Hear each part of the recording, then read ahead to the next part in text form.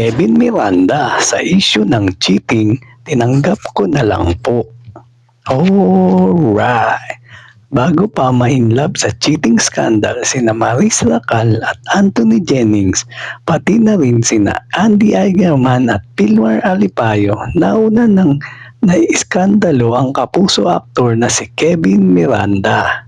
Naging hot topic sa mundo ng showbiz at sa social media ang pagkakasangkot ni Kevin sa cheating issue noong 2023, kung saan inakusahan siya ng panloloko ng kanyang ex-jowa.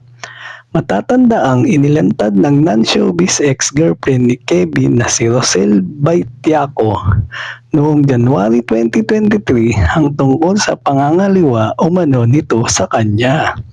Nadamay sa issue ang kapamilya actress na sina Kira Ballinger na siya umanong ipinalit ni Kevin kay Rosel. Binalikan ni Kevin ang isyung ito sa panayam sa kanya ng Fast Talk with Boy Abunda nang mapag-usapan ng issue kina Andy at Pilmar. Lalo na ang pagpapamatching tattoo ng surfers instructor sa female best friend nitong si Pernilla Issue. Question ni Tito Boy kay Kelvin, I know you got involved in the controversies related to cheating. Paano mo nalampasan yon? And what you would want to tell us about this? Sagot ng isa sa lead stars ng Encantadia Chronicles, Sangre, hindi pa man siya nagsasalita about it ay hinusgahan na agad siya ng mga tao. Tinanggap ko lang po yung katotohanan sa sarili ko kasi wala naman akong dapat ipaliwanag kasi alam ko yung totoo.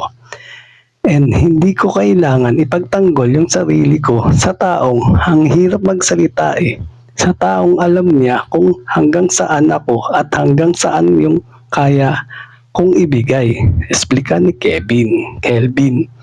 Nagpapatuloy pa ng binata, umabot doon sa punto na wala online world na ngayon.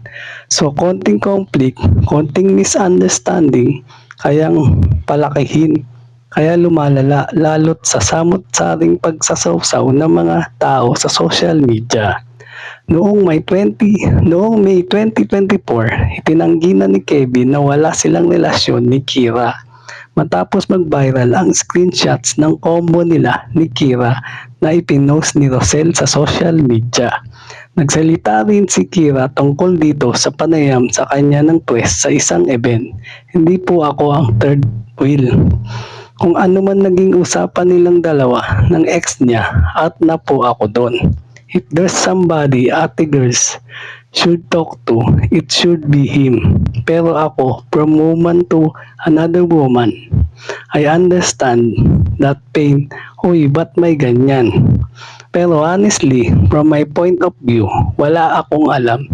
And I can confidently say hindi ako kabit.